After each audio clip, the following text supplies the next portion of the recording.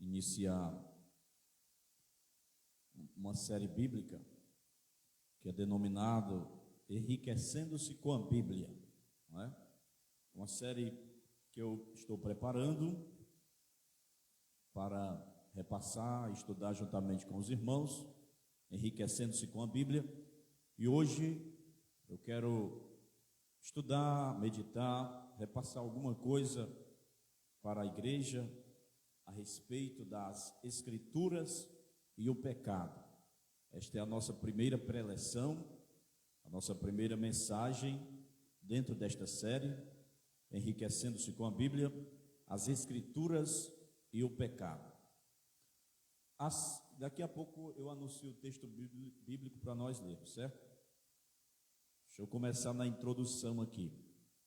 Há seríssimas razões para crermos que grande parte da leitura e do estudo bíblico nestes últimos anos, em muitos casos, não tem sido de grandes proveitos para aqueles que disso se têm ocupado. Os dons divinos, eles podem ser sujeitados a um uso errôneo, e as misericórdias divinas, elas podem também serem alvos de abusos. Até mesmo o homem natural, com frequência, o faz. Atirar-se ao estudo das Escrituras com o mesmo entusiasmo e prazer que faria se ele estudasse ciências. Quando ele faz assim, ele aumenta o seu cabedal de conhecimento, mas também aumenta o seu orgulho. O estudo da palavra de Deus pode ser levado a efeito com base em vários motivos. Muitas pessoas, elas estudam a Bíblia para quê? Alguns, eles leem a fim de satisfazerem o seu orgulho literário. Em certos currículos, tornou-se algo respeitável e popular a obtenção de um conhecimento geral do conteúdo da Bíblia. Até cantores, eles usam a Bíblia, cantores seculares, para incrementar na sua letra ou na sua música algo a respeito da Bíblia, simplesmente por ser considerado como defeito, digamos assim, de educação, a pessoa não conhecer não conhecer a palavra ou não conhecer a Bíblia. Já outro grupo, eles leem a Bíblia para satisfazer o seu senso de curiosidade, como o faria com qualquer outro livro famoso, principalmente hoje. Eu creio que nunca se leu tanto Apocalipse. Eu creio que nunca se pesquisou tanto a respeito de assunto dos finais dos tempos, né? Tem aqueles que se aproveitam nas especulações e se debruçam na escatologia, às vezes até esquizofrênica, coloca coisas absurdas que difere da verdadeira escatologia bíblica. E ainda outros, eles leem para satisfazer o seu orgulho sectarista. Esses eles consideram dever estar familiarizado com as crenças particulares de suas próprias denominações, pelo que eles também buscam ansiosamente textos de prova para que dê apoio ao que eles chamam de nossas doutrinas. Há até pessoas que leem a Bíblia e procuram e pesquisam textos bíblicos, pasmem vocês, para dar amparato ao seu pecado. Há pessoas que eles procuram um texto, distorcem o texto, forçam o texto, para dizer que muitas coisas que ele está fazendo errado é certo. Então, alguns também, eles leem a Bíblia com a finalidade de argumentar com êxito com aqueles que discordam de suas opiniões. Ou seja, eles leem a Bíblia para debater a Bíblia, para debater um assunto, E em toda essa atividade, entretanto, tudo isso que eu falei, não há qualquer pensamento acerca de Deus, não há qualquer anelo pela edificação espiritual, e portanto, não há qualquer benefício real para a alma.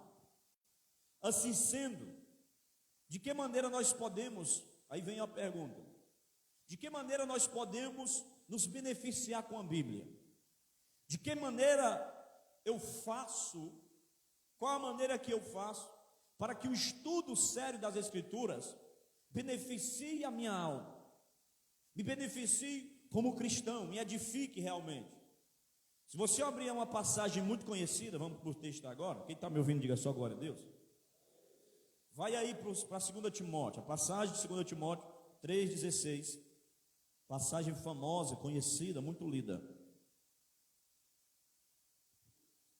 Essa passagem nos fornece clara resposta para essa pergunta.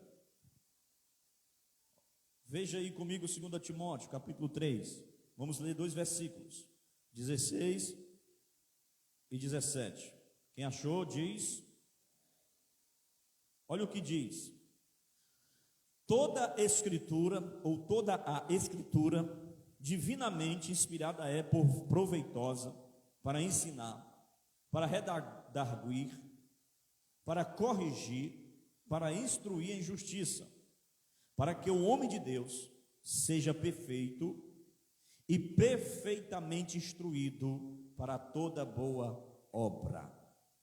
Observemos que aqui é omitido o seguinte: as Sagradas Escrituras, elas não nos foram dadas a fim de satisfazer a nossa curiosidade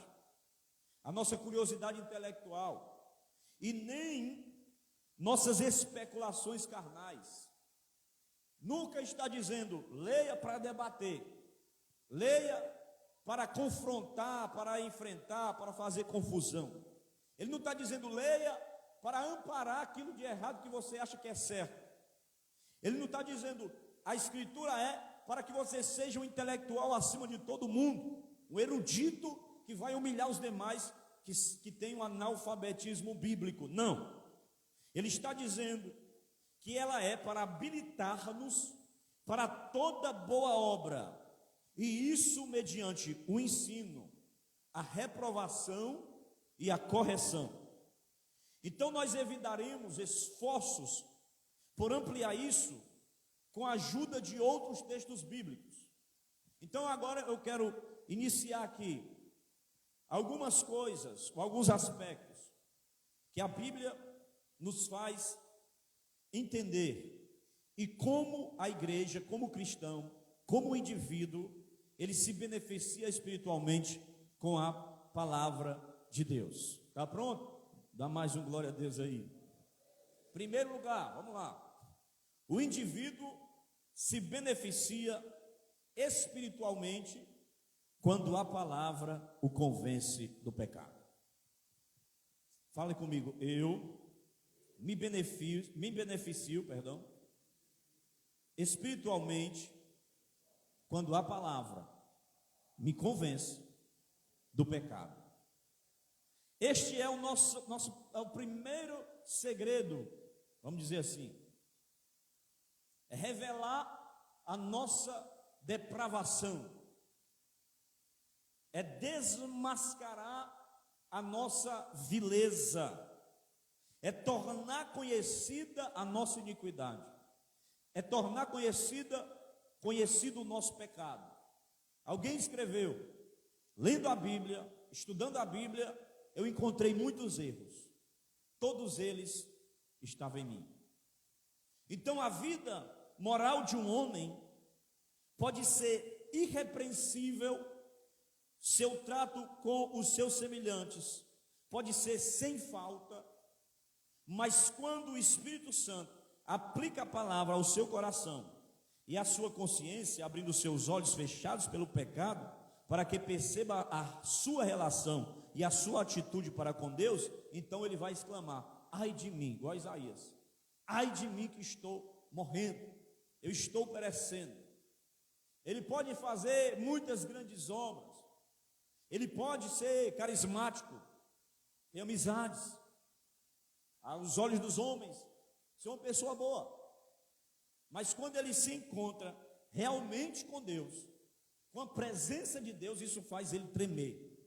Isso faz ele exclamar: ai de mim, eu sou pecador. Ai de mim, sou um homem de lábios impuros, que habito no meio de um povo de impuros lábios, e os meus olhos viram o Senhor. Isaías diz: ai de mim, eu estou perdido.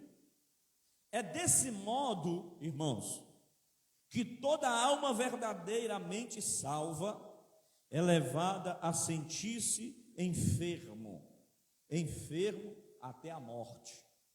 É desse modo que toda alma verdadeiramente salva é levada a perceber a necessidade que ela tem de Cristo.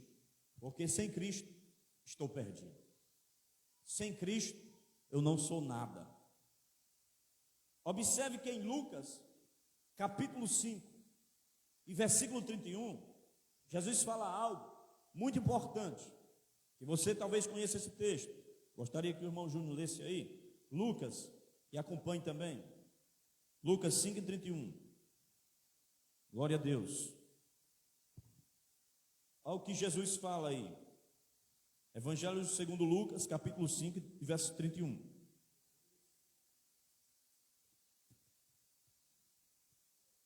Isso aí está problema de junta. Glória. E Jesus respondendo disse-lhes: não necessitam de médico os que estão sãos, mas sim os que estão enfermos. De novo, leia de novo. E Jesus respondendo disse-lhes: não necessitam de médico os que estão sãos, mas sim os que estão enfermos. Olha isso. Então, quem é que necessita de médico? Que está enfermo. Quem é que necessita de Jesus? Que está perdido, que está precisando de salvação. Então, a pessoa que se acha já dentro do céu, santo demais, ela não está precisando. Mas aquele que está necessitado, aquele que está sedento, aquele que está faminto, é este que Jesus acolhe. Alguém já disse que igreja, ela é um grande hospital, e o camarada vem todo quebrado, todo esbagaçado, vem mesmo só misericórdia, mas vai para o médico, aquele que está doente, e quando chega aqui é restaurado, é refrigerado, é edificado, é curado, aleluia, pelo poder do nome de Jesus. Contudo, somente quando o Espírito ele aplica a palavra para nós, irmãos, com poder divino, é que qualquer indivíduo é levado a reconhecer a sua condição. Essa convicção que impressiona o coração com o fato de que o pecado ele produziu tremenda devastação na constituição humana, não se restringe à experiência inicial que procede de imediato à conversão.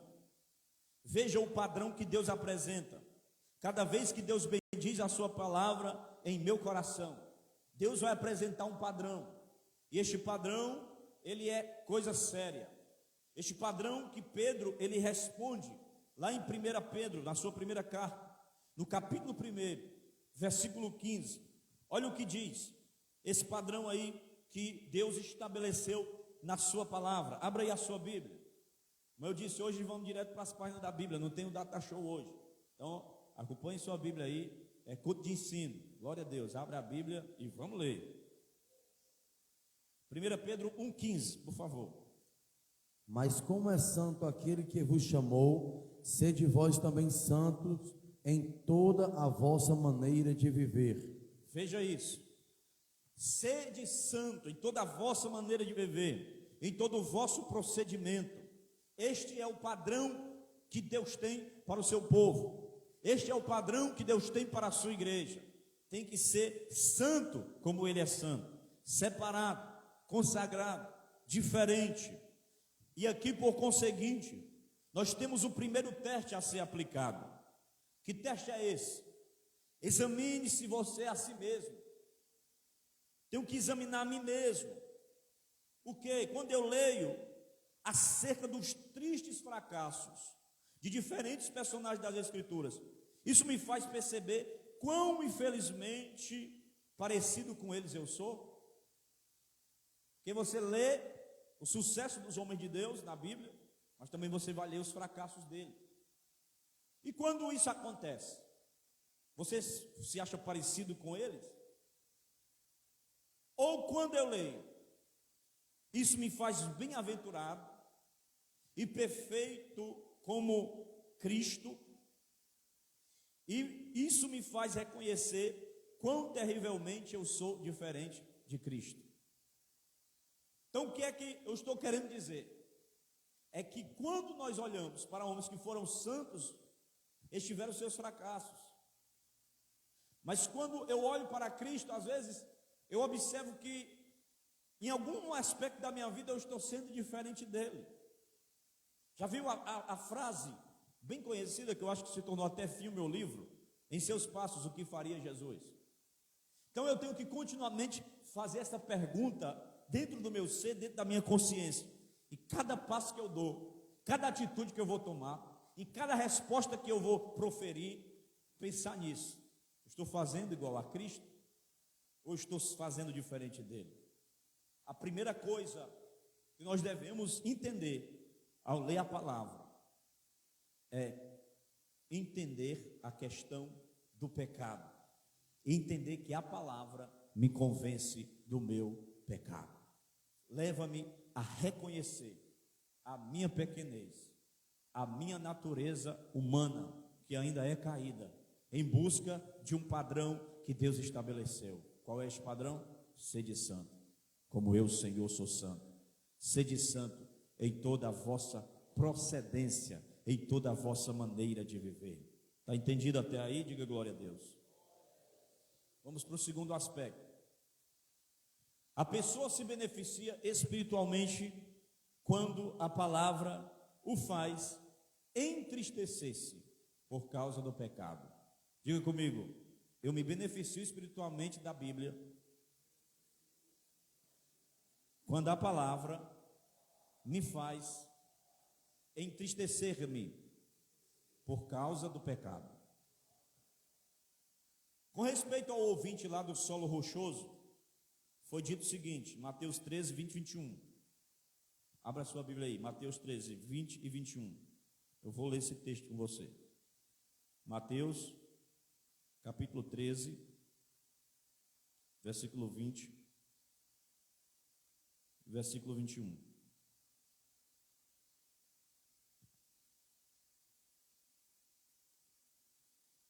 Quem achou diz amém. Olha o que diz. Porém, o que foi semeado em pedregais é o que ouve a palavra e logo a recebe com alegria, mas não tem raiz em si mesmo, antes é de pouca duração. E chegada a angústia e a perseguição, por causa da palavra, logo se ofende. Olha só o que é que ele diz. Pessoas que recebem a palavra é semeada, ele recebe com alegria, até chora, até se desespera, ai que coisa boa, recebe a alegria da palavra, porque a presença de Deus nos faz, muitas vezes, nos emocionar, chorar, só que ele não tem raiz profunda. Quando vem a primeiro embate, a primeira dificuldade, a Bíblia diz aqui, a angústia, perseguição, tribulação, ele se ofende. Mas acerca daqueles que foram convencidos do pecado, lá em Atos 2:37, sobre a pregação de Pedro, está registrado o seguinte, que eles se compungiram, eles se sentiram compungidos em seus corações, aleluia. Então é diferente, porque a verdadeira conversão não é quando você chora, é quando você se arrepende. Isso não quer dizer que o arrependimento não venha com choro, mas eu e você já vimos muitas pessoas que subiram neste púlpito, ou em qualquer outro lugar aí, eles vieram chorando, mas no próximo domingo eles não estavam aqui, no culto, ou em outras determinadas igrejas por aí. Por quê? Eles choraram, eles receberam de momento, mas as raízes não se aprofundaram. Por quê? Porque eles não entristeceram-se com o seu próprio pecado. Eles apenas tiveram um pouco de remorso. Mas aqueles que realmente se convertem, a palavra bate e não volta.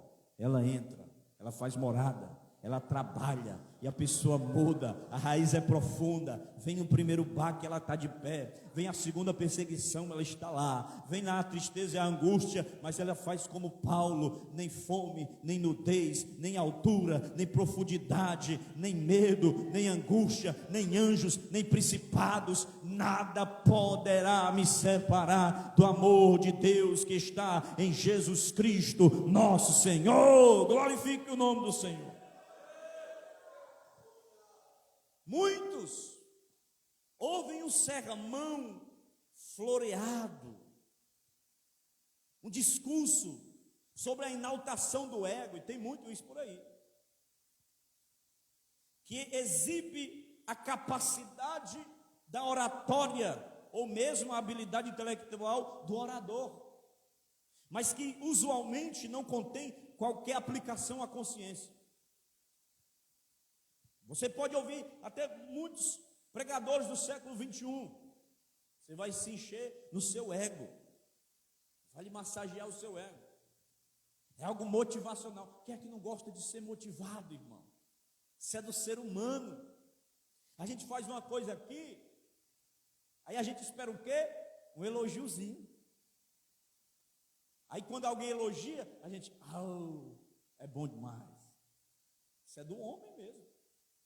Mas faça, aí ninguém fala nada. O que foi? Não, o pastor nem me elogiou, filho. Não, o irmão ali nem me elogiou, ninguém nem me elogiou. Porque o ego da pessoa quer ser massageado.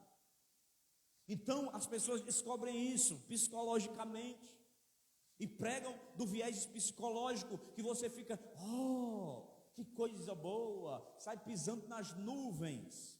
Eu não quero que você saia pisando nas nuvens. Quero que você saia pisando no chão, mas tendo convicção de que sem Jesus, sem a palavra, sem Deus, sem o Espírito Santo, nós somos candidatos muito susceptíveis ao inferno.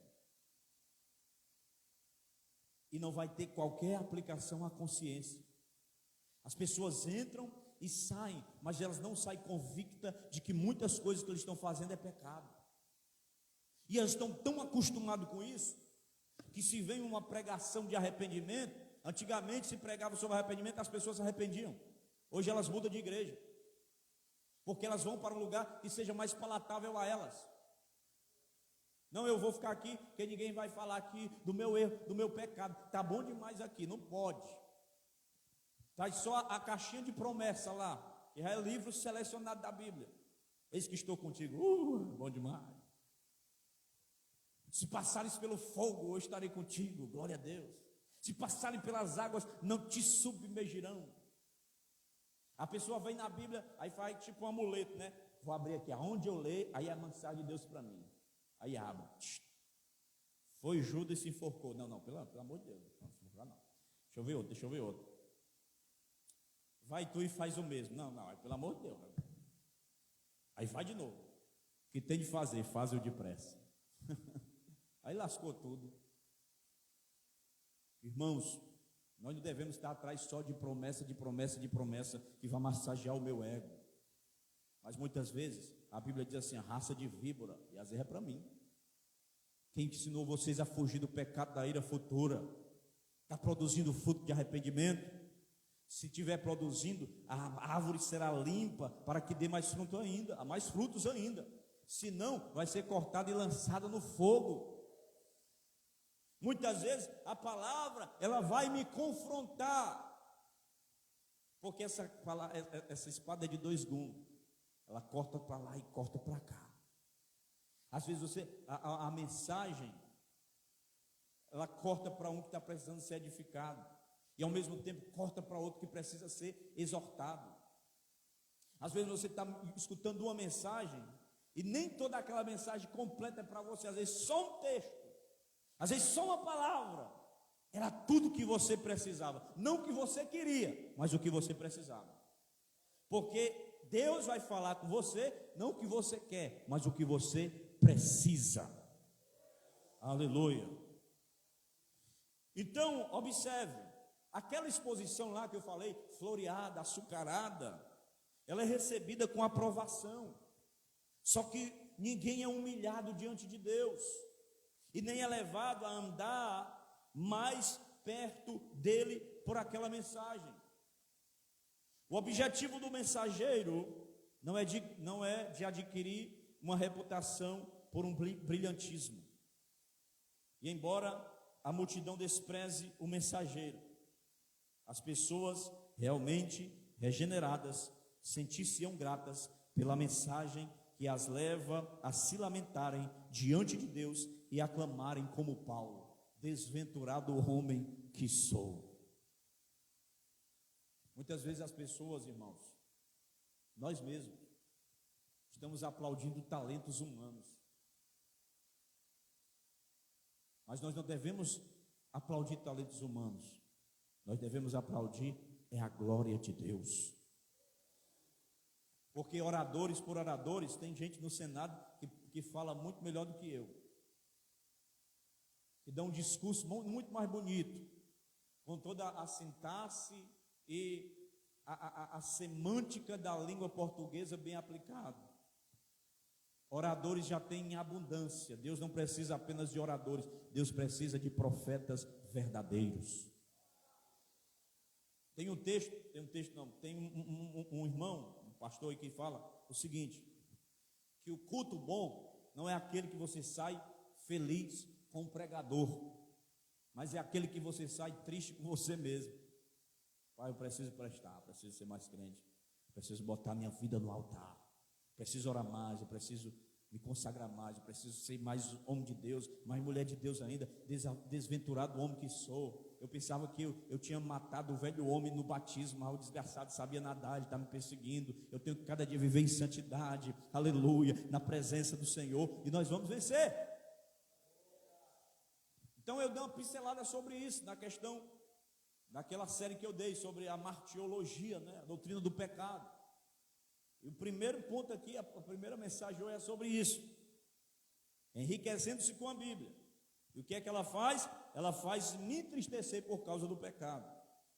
E assim acontece quando nós lemos pessoalmente a palavra, irmãos. Assim sucede quando o Espírito Santo, ele aplica de tal maneira que sou levado a ver e a sentir a minha corrupção interna, para que eu seja verdadeiramente abençoado. Porque eu só vou ser verdadeiramente abençoado através do convencimento do meu pecado, e também através do meu convertimento. A Bíblia diz que o Espírito Santo, ele convence o homem de quê? Pecado, justiça e do juízo. Então o Espírito Santo me convence. Só que lá na frente Pedro vai dizer assim, ó: convertei-vos, pois, dos vossos pecados, para que na presença do Senhor venha tempos de refrigério. Então o Espírito Santo, ele me convence, mas sou eu que me converto. De novo, o Espírito Santo me convence, mas eu é que me converto. Mas tem uma passagem lá de Jeremias, Lamentações: converte-nos a ti, Senhor. É porque o negócio estava tão feio na nação que ele teve que orar desse jeito. Mas no Novo Testamento ele diz: convertei-vos. Porque quem vai para o céu, quem vai ser arrebatado, não é o convencido, é o convertido. Aleluia. Tem muita gente convencida, irmão, mas não se converteu. E quando eu me converto é quando eu sou verdadeiramente abençoado. Amém? Está aí, glória a Deus. Agora, que palavra nós vamos encontrar no trecho aqui que eu separei? Vai lá, Ju, Jeremias, veja aí, acabei de citar ele, Jeremias 31:19. Olha só, irmão, acompanha aí, por favor. Não deixe sua Bíblia fechada. Abre a Bíblia, abra a sua mente e abra o seu coração. Jeremias 31:19.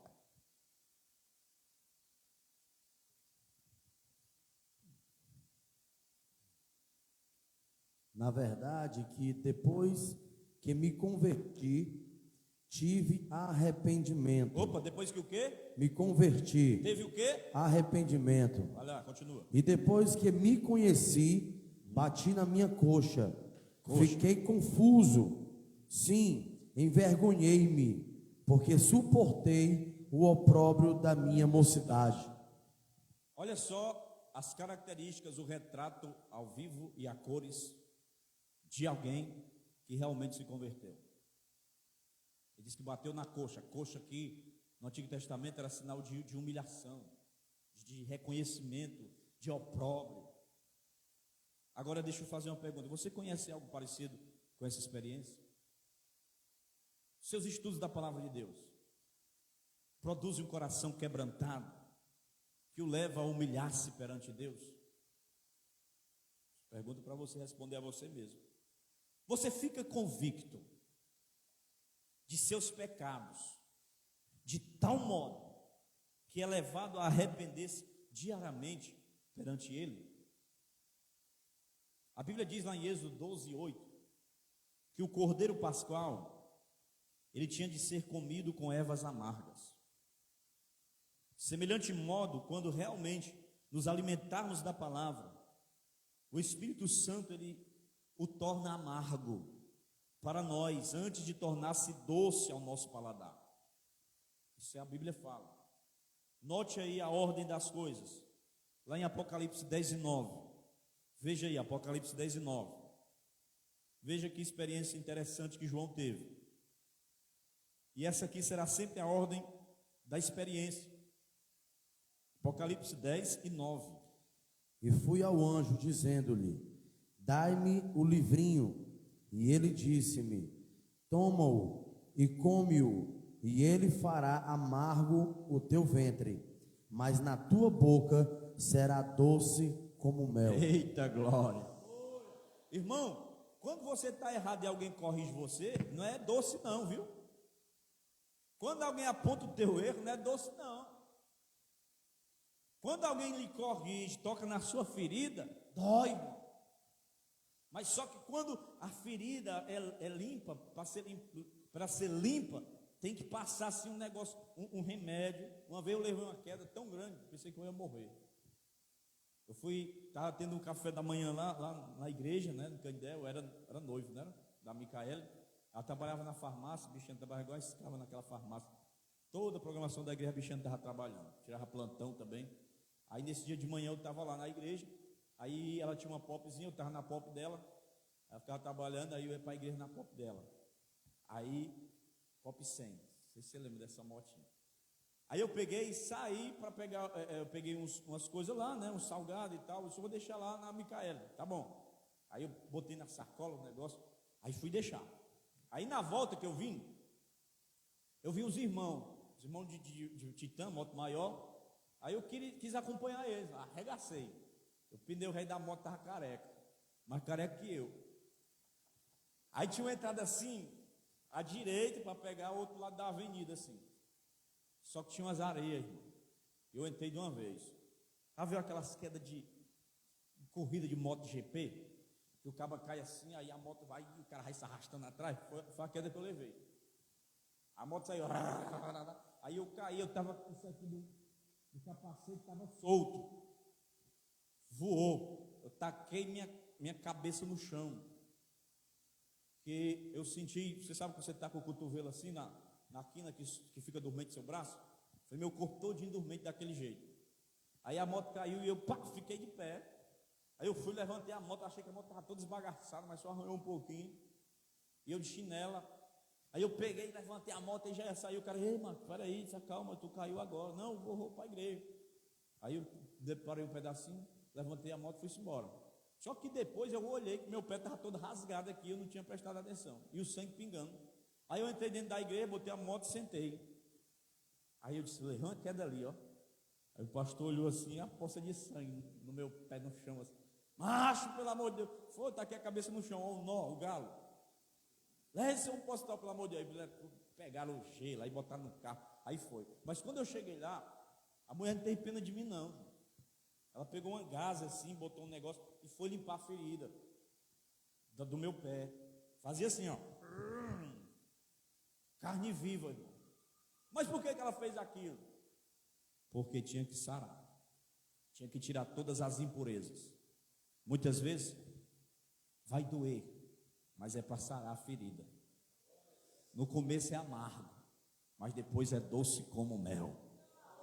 Quando você recebe você recebe a repreensão, as ervas amargas do cordeiro, você tem que mastigar, comer e engolir.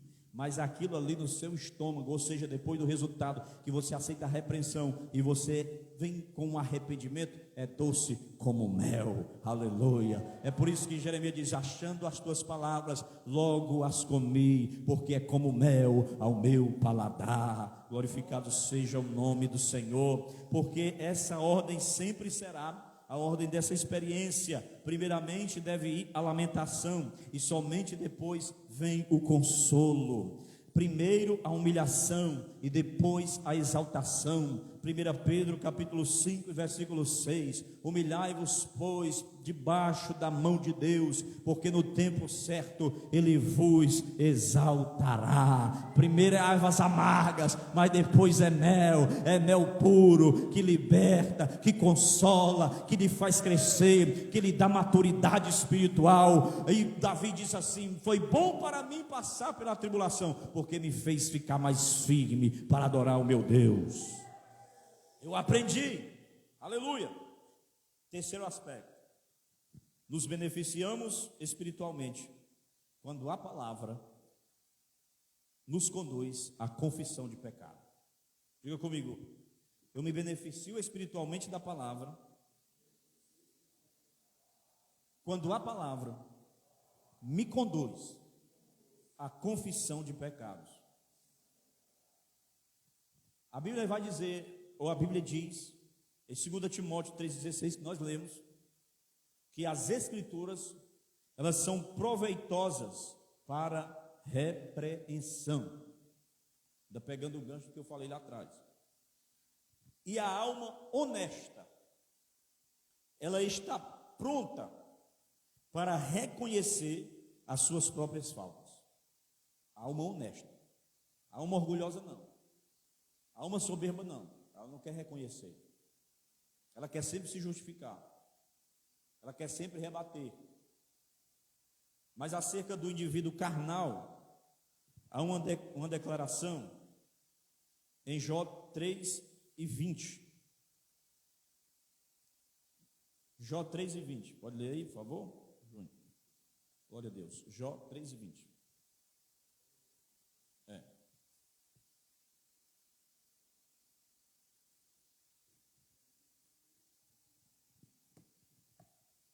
Jó 3:20. Pode ler, se achar. Porque se dá luz ao miserável e vida aos amargurados de ânimo. É esse mesmo, é? Olha se é o 13:20. 13.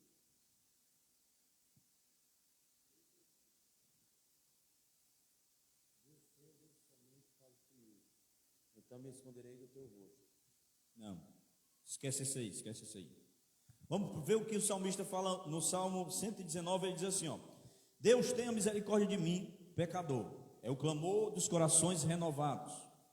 E cada vez que somos revivificados pela palavra, é dizer: Deus tenha misericórdia de mim, pecador. Não pode haver prosperidade, nem frutificação espirituais, enquanto nós ocultamos as nossas culpas secretas. Somente quando são livremente reconhecidas perante Deus, e isso com detalhes, é que nós vamos desfrutar da misericórdia de Deus. Não há paz real, observe isso, escute isso. Não há paz real para a consciência e nem descanso para o coração, enquanto sepultarmos a carga do pecado não confessado. Essa foi a experiência de Davi. Davi sabe bem o que é isso.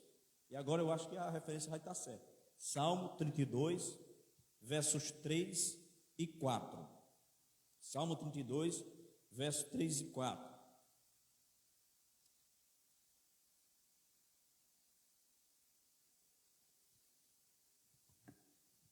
Enquanto eu me calei, envelheceram os meus ossos pelo meu bramido em todo dia, porque de dia e de noite a tua mão pesava sobre mim. O meu humor se tornou em sequidão de estio. Veja isso. Ele diz que enquanto ele se calou, enquanto ele ocultou, enquanto ele secretou o pecado dele, os ossos dele envelheceram, tornou-se sequidão de estio. E há muitos versículos nas Escrituras que nenhum comentário pode interpretar satisfatoriamente, mais do que a experiência pessoal. Ele passou por uma experiência muito profunda e tremenda e angustiante. Ele está falando aqui, lá do pecado que ele cometeu com Batseba. Ele diz que os ossos dele envelheceram, entrou em sequidão de estio enquanto ele se calou. Agora, as palavras seguintes são libertadoras para o salmista. Lê o verso 5. Confessei-te o meu pecado. Confessei-te o meu pecado. E a minha maldade não encobri.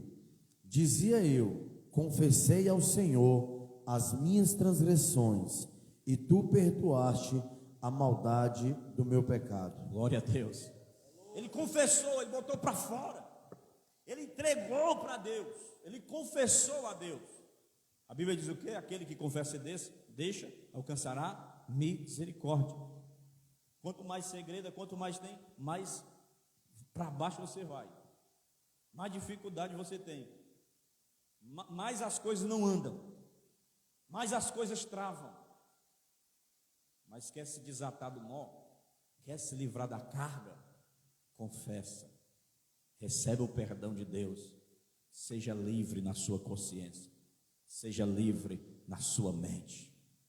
Martinho Lutero se martirizava demais, porque ele achava que não tinha condição de estar diante de Deus. Ele se martirizava porque ele achava que não tinha condição de pregar a palavra, de ensinar, porque ele era muito pecador, ele se achava indigno diante de Deus. Ele tinha uma crise existencial tremenda, grande. Ele entrava no quarto e orava e se debatia e pedia. Uma vez Satanás, o diabo, se materializou para ele, começou a escrever todos os pecados dele. E ele olhando disse assim: é verdade, todos esses pecados aí têm feito parte da minha vida. Mas você esqueceu de falar uma coisa aí, Satanás. É que uma gota do sangue de Cristo me purificou de todo pecado. Oh, aleluia.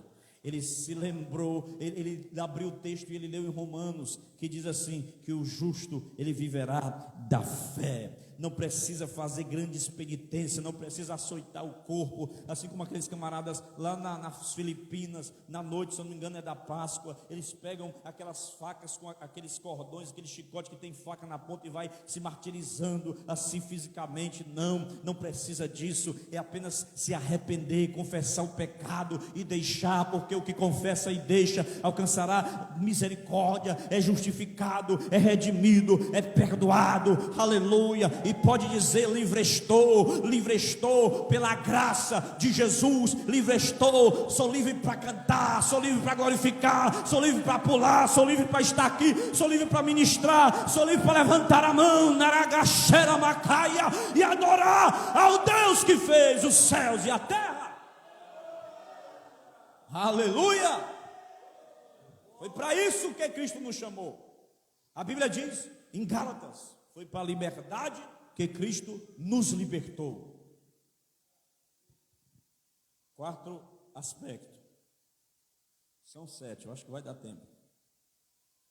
O indivíduo, o crente, a pessoa, se beneficia da palavra espiritualmente quando ele odeia o pecado com maior profundidade. Vamos lá, diga assim: eu me beneficio da palavra espiritualmente falando quando eu odeio o pecado com maior profundidade. Veja Salmo 97:10.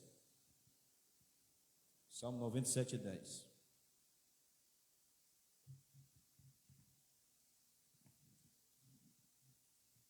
Aleluia. Vós que amais ao Senhor, aborrecei o mal, Ele guarda a alma dos seus santos, Ele os livra das mãos dos ímpios. Veja isso, aborrecei o mal, porque Deus também aborrece o mal.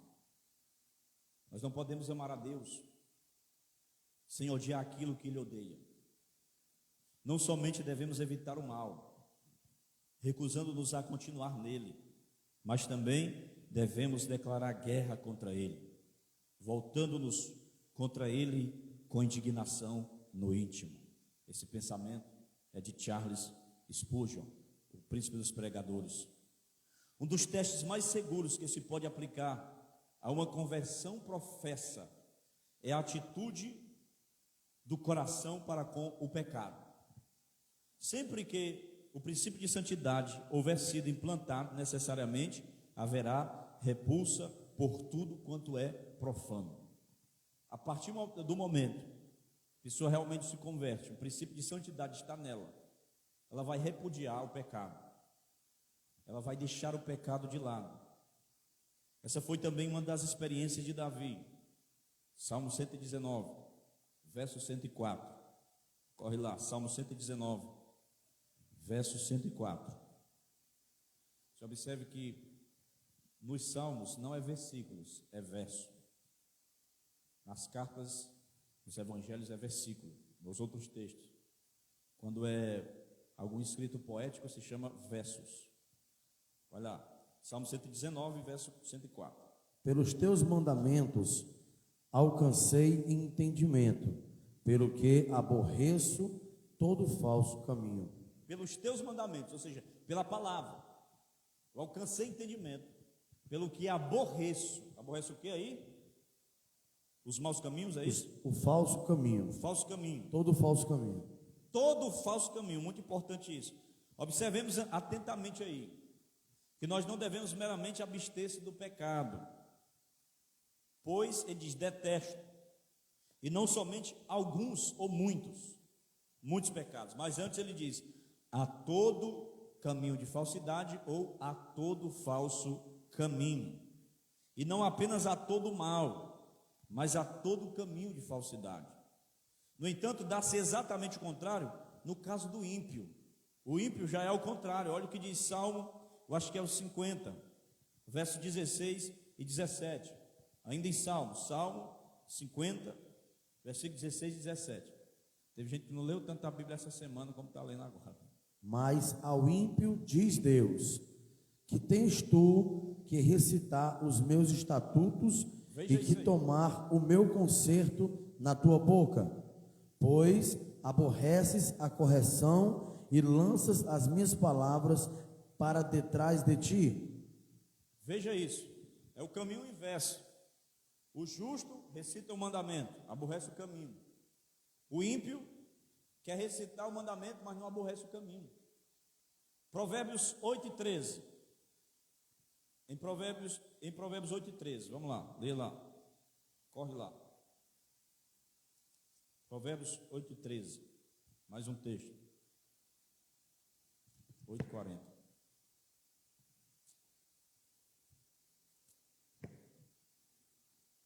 O temor do Senhor é o aborrecer o mal, a soberba e a arrogância, e o mau caminho, e a boca perversa aborreço. Veja isso, o temor do Senhor é aborrecer o mal, aborrecer o que não presta, odiar o que Deus odeia. Com razão, um homem chamado Edward Reiner, acho que é esse nome, em inglês do Canindé, declarou em 1635: enquanto não odiarmos ao pecado, não poderemos mortificá-lo. Ninguém clamará contra o pecado, como os judeus clamaram contra o Cristo. Crucifica-o, crucifica-o, enquanto realmente não abominar o pecado como ele foi abominado. Ou seja, ele está fazendo aqui uma paráfrase entre o pecado que tem que ser crucificado, com a convicção que os judeus diziam para Jesus: crucifica-o. Ele disse que o pecado tem que ser abominado da mesma forma que Cristo foi abominado pelos judeus. Quinto, o indivíduo se beneficia espiritualmente quando a palavra o leva a abandonar o pecado.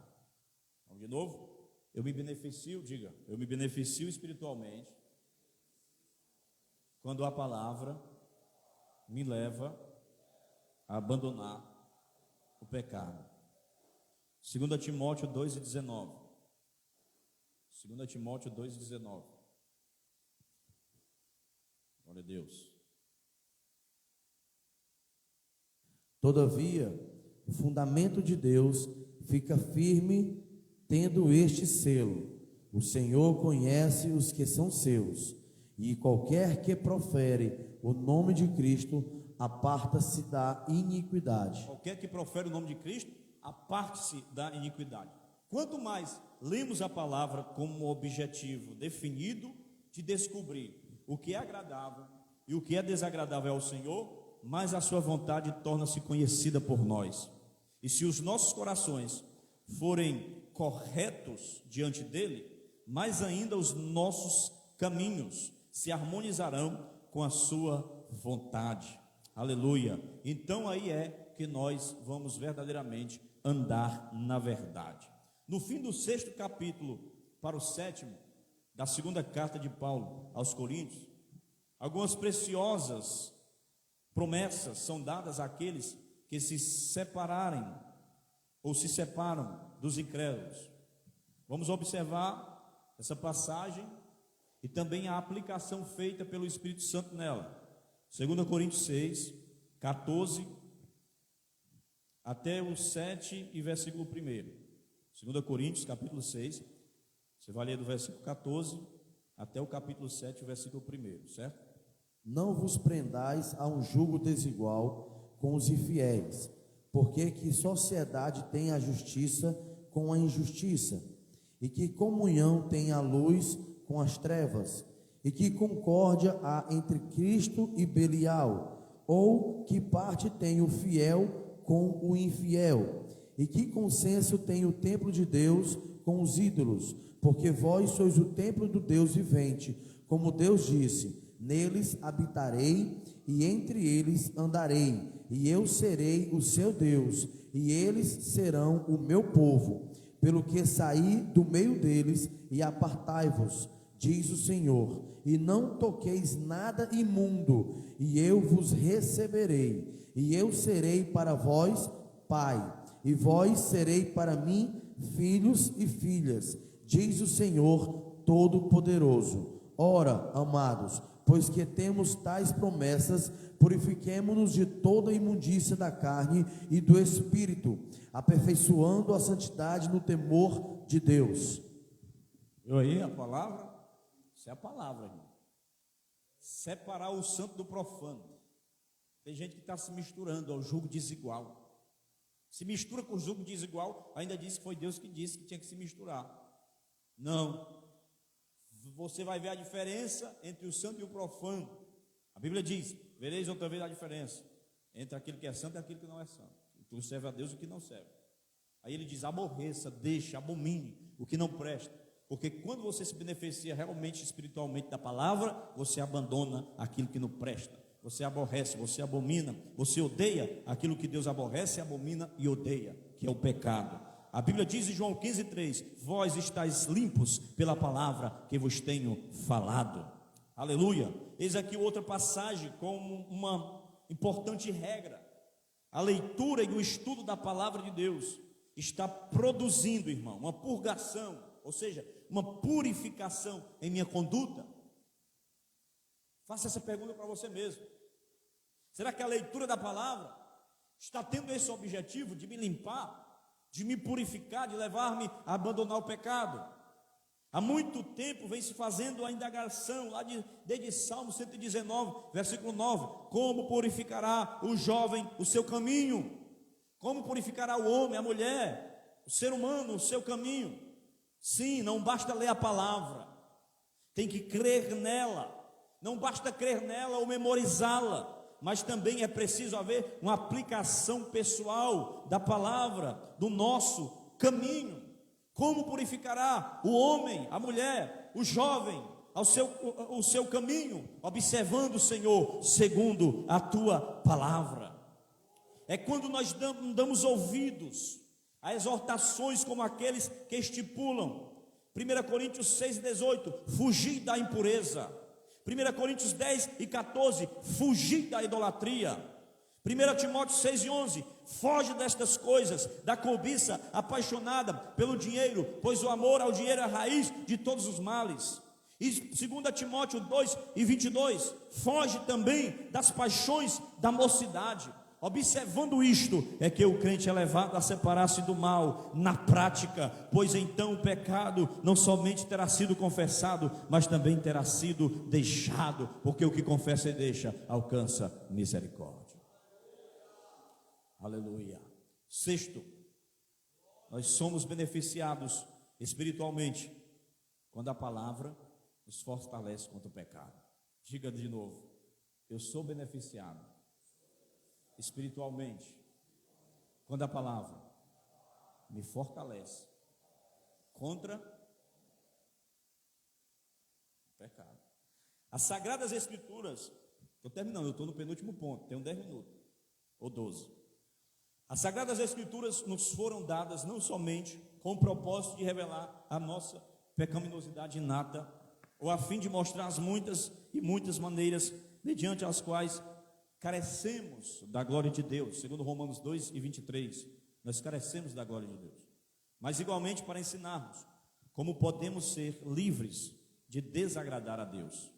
Salmo 119:11 diz: guardei no coração as tuas palavras para não pecar contra ti. E de cada um de nós é requerido o seguinte, lá em Jó 22:22, vou ler para ganharmos tempo: aceita, peço-te, a instrução que profere, e põe as suas palavras no teu coração. Quanto mais ricamente estiver habitando em nós a palavra de Cristo, menos espaço haverá para o exercício do pecado em nossos corações e em nossas vidas. Paulo diz em Colossenses capítulo 3:16: habite em vós ricamente a palavra de Cristo. Não há qualquer outra coisa que nos preserve das infecções deste mundo, irmão, que nos livre das tentações de Satanás, que nos mostre, ou que mostre tão eficaz contra o pecado como a palavra de Deus. Salmo 37, verso 31: no coração tem ele a lei do seu Deus, os seus passos não vacilarão. Se eu tenho a palavra do meu Deus no meu coração, os meus passos não vacilarão. Se eu tenho a palavra do meu Deus no meu coração, o pecado não me atingirá. Se eu tenho a palavra de Deus no meu coração, Satanás não pode me tocar. Se eu tenho a palavra de Deus no meu coração, eu vencerei. Se eu tenho a palavra de Deus no meu coração, aleluia, eu triunfarei. Se eu tenho a palavra de Deus no meu coração, eu não cairei em tentação, mas eu serei santo, irrepreensível, imaculado, justo, justificado diante do meu Deus. Enquanto a verdade mostrar-se ativa em nosso íntimo, despertando-nos a consciência e sendo realmente amada por nós, nós vamos ser preservados da queda, porque a palavra, ela me fortalece contra o pecado. Quando Satanás veio para querer tentar Jesus, para que ele fracassasse ministerialmente, ele usou o quê? A palavra. Transforma essa pedra em pão. Está com fome, 40 dias sem comer. Tu é filho de Deus mesmo? Aí vem, põe ele à prova. Nem só de pão viverá o homem, mas de toda a palavra que sai da boca de Deus. Eu vou além, eu penso que Jesus por dentro dizendo assim: coitado do diabo, meu primeiro milagre não vai ser transformar a pedra em pão, já está programado pelo meu Pai na agenda celestial. Eu vou transformar, no meu primeiro milagre é água em vinho em um casamento. Vai-te, Satanás. Quando José foi tentado pela esposa de Potifar, ele respondeu o seguinte: como pois cometeria eu tamanha maldade e pecaria contra Deus? A palavra de Deus se achava no seu coração. pelo que também prevaleceu sobre os seus desejos. Essa é a inefável santidade, o grandioso poder de Deus, o qual é poderoso tanto para salvar como para nos destruir. Poder de Deus. Compete a nós entesourarmos, pegarmos a palavra como um tesouro e colocar nos nossos corações para as emergências futuras, porque nós vamos precisar. Você vai precisar da palavra. Vai ter emergência lá na frente, que o pastor não vai estar lá não.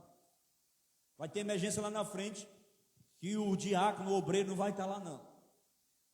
É só você e a palavra que vai estar dentro de você, e a palavra que vai estar dentro do seu coração. Os irmãos podem até te jogar na cova, te abandonar, pegar a túnica, molhar com o sangue do animal, mostrar para o pai e dizer que está morto, uma evidência viva ali, mas é mentira. Pode estar abandonado lá no meio, não sei da onde, no meio do mundo, no meio dos ímpios, alguém te acusando, a mulher de Potifar querendo te agarrar, mas a palavra está lá, ardendo no teu coração, para te livrar deste laço, para te livrar nesta emergência. Entesoura a palavra, coloca no teu coração, guarda este tesouro, não deixa ninguém roubar de ti. A Bíblia diz: compre a palavra, compre a sabedoria e não a vendas, porque ninguém pode contra a verdade a não ser a favor dela. Santifica-os na verdade, a tua palavra é a verdade. Deus está falando na terra, eu sinto a unção de Deus, a unção de Deus está forte aqui pela palavra. Aleluia.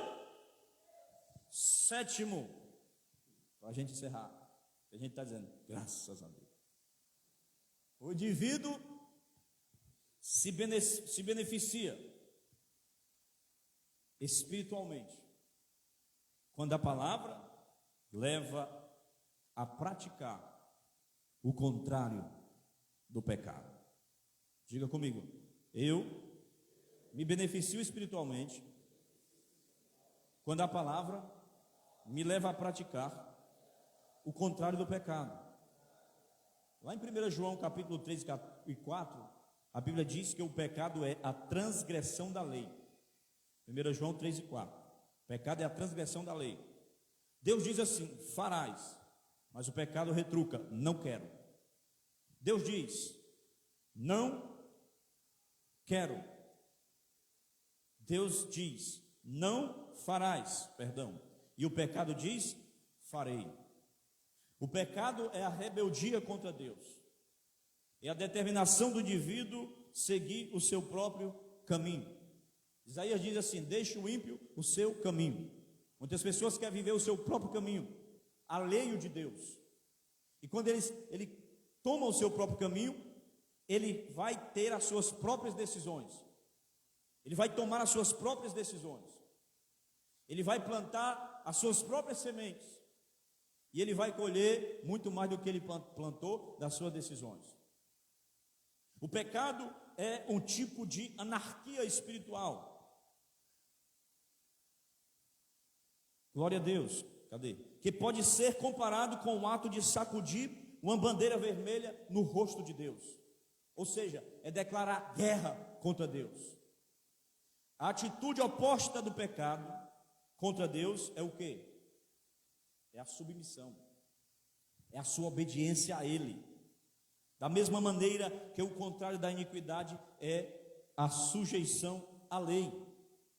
Enquanto o pecado é a transgressão da lei, a obediência é aquilo que me leva a obedecer à lei de Deus.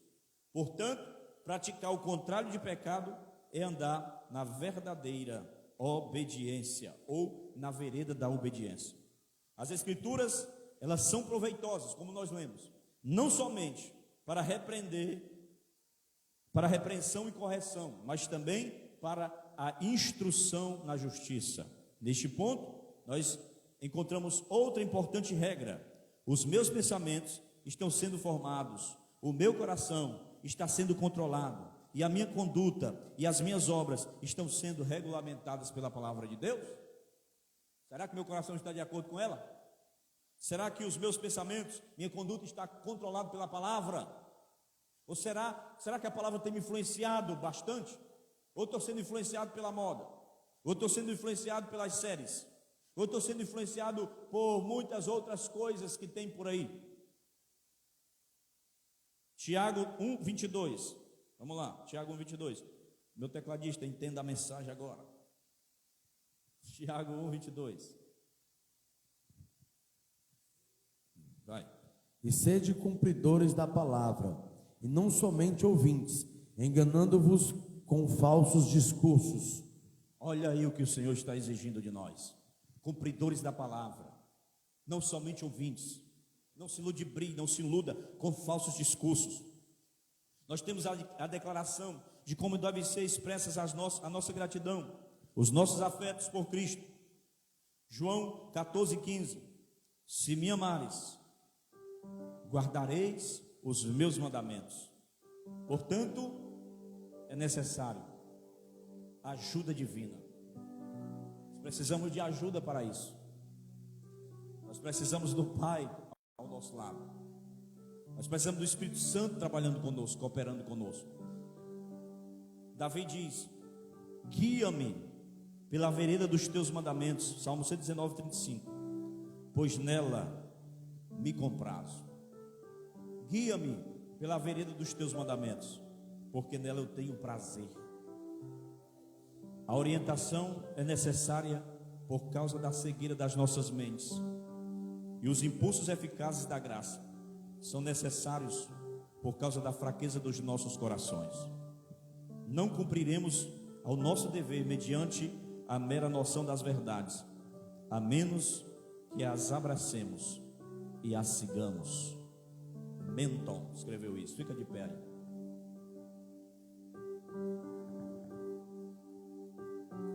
Oh, irmãos, que nós aquilatemos isto, honesta e diligentemente, como na presença de Deus, por estas 7 coisas que nós enumeramos aqui. O estudo da Bíblia, irmãos, tem tornado uma pessoa humilde, tem nos tornado pessoas mais humildes, tem nos tornado mais orgulhosos. Orgulhosos com conhecimentos que assim adquirimos. Esse estudo elevou na sua autoestima de seus semelhantes, ou rebaixou a um lugar inferior na presença de Deus. Isso tem feito com aqueles que entram em contato contigo, aos quais talvez você ensine, você pregue, alguém lhe vê ministrando, alguém lhe vê pregando, evangelizando, sei lá. Qual é o pensamento que eles têm? Gostaria de ter o conhecimento que você tem da Bíblia, ou isso leva eles a orar: ó Senhor, dá-me a fé, dá-me a graça, dá-me a santidade que tu tens conferido a este meu amigo, ou professor, ou líder. Paulo diz em 1 Timóteo 4:15: medita estas coisas e nelas ser diligente, para que o teu progresso seja manifesto a todos. Feche os teus olhos. Deus, nós queremos te agradecer por mais um culto, por mais uma palavra ministrada através do teu Espírito Santo. Obrigado, Senhor, pela tua operosidade em nosso meio, através da tua palavra. Que essa palavra venha nos corrigir, venha nos exortar, venha trazer a confissão